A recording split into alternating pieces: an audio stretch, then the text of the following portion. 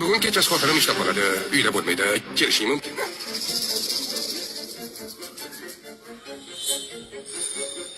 Shunchalik tezmi? Shin xonim, eringiz siz aytgandek odam emas shekilli. U kim bilan gaplashyapti? Tezroq kir.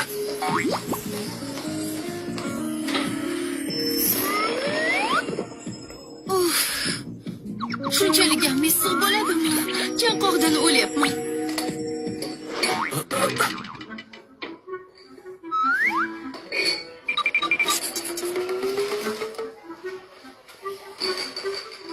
Ishing ko'p. Ishda stakanni olishni unutma.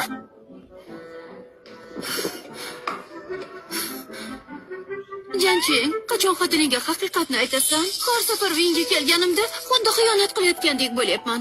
Bunday davom etolmayman. Bo'ldi, charchadim. Aftidan vaqti keldi. Ertaga davlat bilan maxfiy kelishuv tugagach, xotinimga hamma haqiqatni aytaman. Jancheng, boshlaymizmi? Hozirmi? Buni iloji yo'q. Iltimos, buni anchadan beri kutgandim. Mayli. Lekin o'zing yoqishing kerak. Albatta, bugun hammasini o'zim qilaman.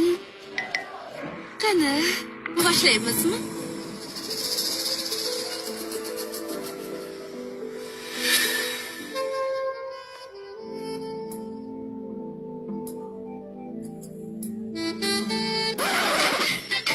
Olovni kattalashtir. Kattaroq pufla. Ko'rasanmi, yomon yonyapti. Ko'proq tashla.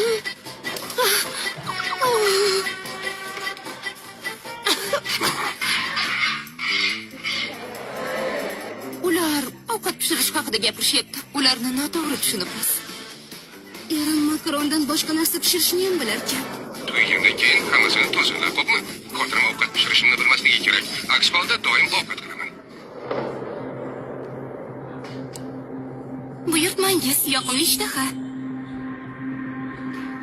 Oy! Ovqat pishirmaslik uchun Jancheng Ju Gelyandan ham ayyor chiqdi. Endi buni butun mamlakat biladi.